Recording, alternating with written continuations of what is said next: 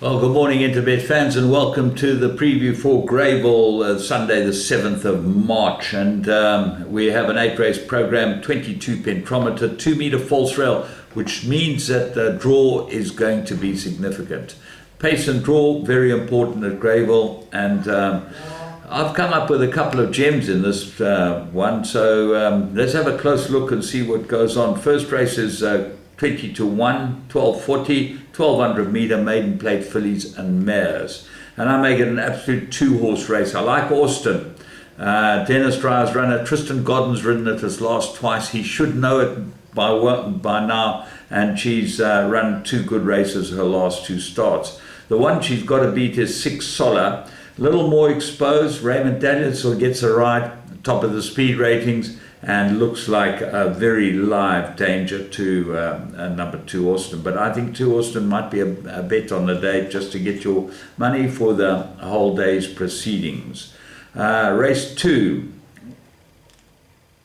merit rated fillies and mares, merit rated 69,000 meters, and it's a very difficult race if you go past someone exciting. I think someone exciting is the right horse. Lyle Hudson gets the ride. I think the draw is going to be critical. She does run on well. She is an older mare, which does make it more difficult to back them because they seem to have got to their place.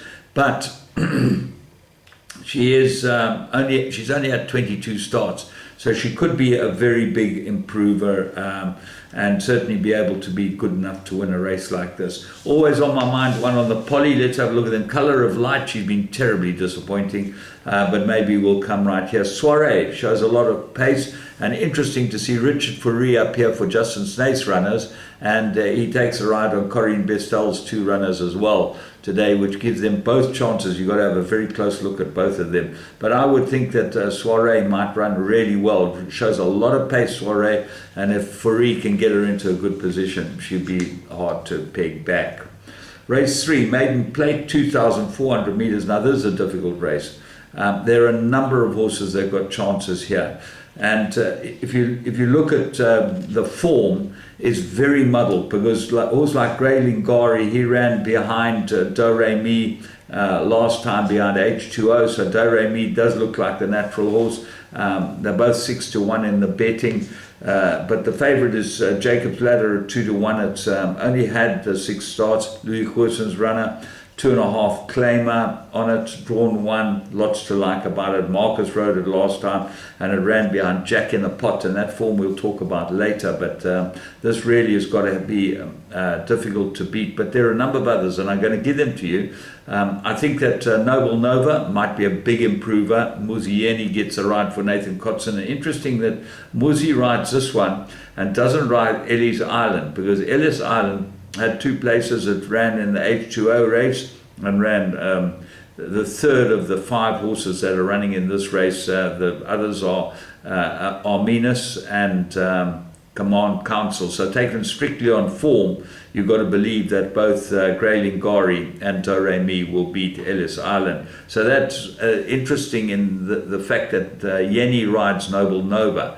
Koala, I think this might be a big improver with a 4 kilogram on his back.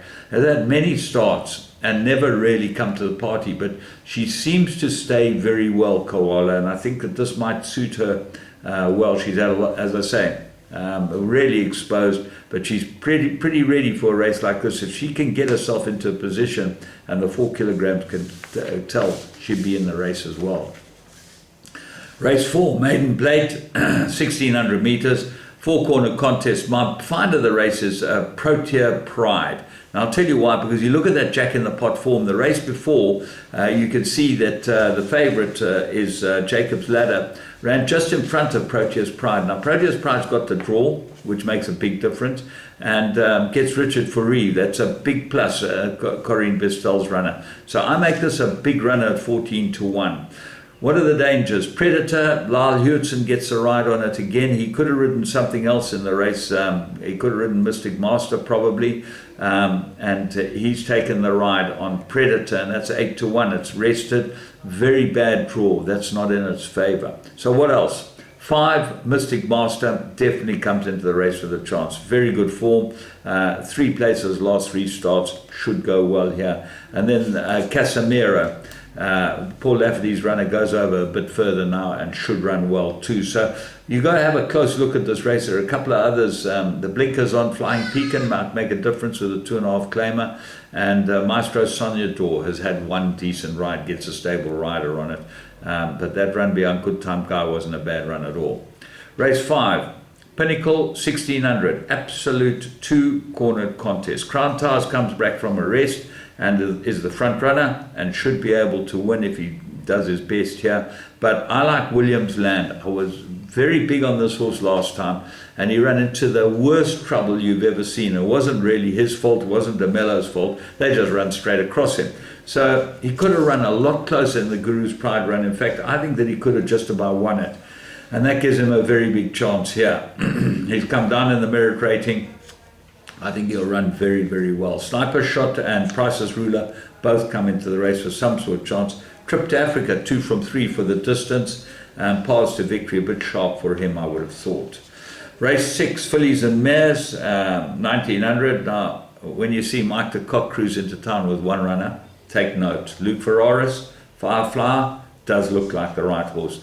The form's there and certainly goes well, and I think the distance will suit it well. But the big danger might be the other horse that's come into town is Consul Queen, number 2 on the card. I think Consul Queen will go well with Samanga Kamala on it for Tony Nassif. So what else is there? There are a couple of others that have got chances here. Rise, good form, stable change, gets a 2.5 claim.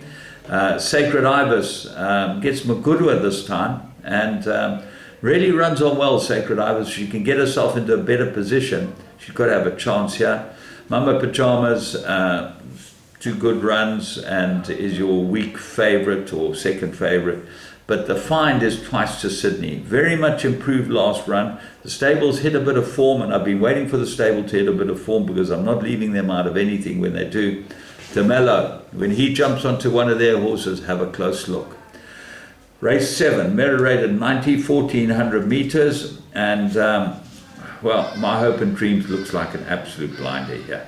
You really can't go against it. It's got very good form. Dynasty, big improver, keeps improving, only had 11 starts, and should be able to give this lot weight, including African Sunrise, which I make the big danger, and should go well, is My Hopes and Dreams. So that, to me, looks like the banker.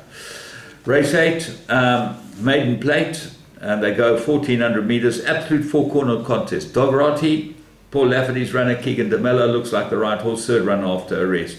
9, Karamora, Tony Rivelin's full set of alleys, big chance, Stu Randolph.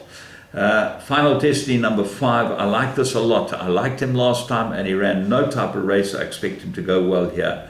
And then number 4, My Lord and Master, gets a very good rider and he's a big, strong horse, should go well as well. Interbet, place to bet. You be with them, and you see their new homepage is absolutely fantastic as far as the live games are concerned. Have a great day at Greyville. From me, James Goodman. I'll be back with you during the week.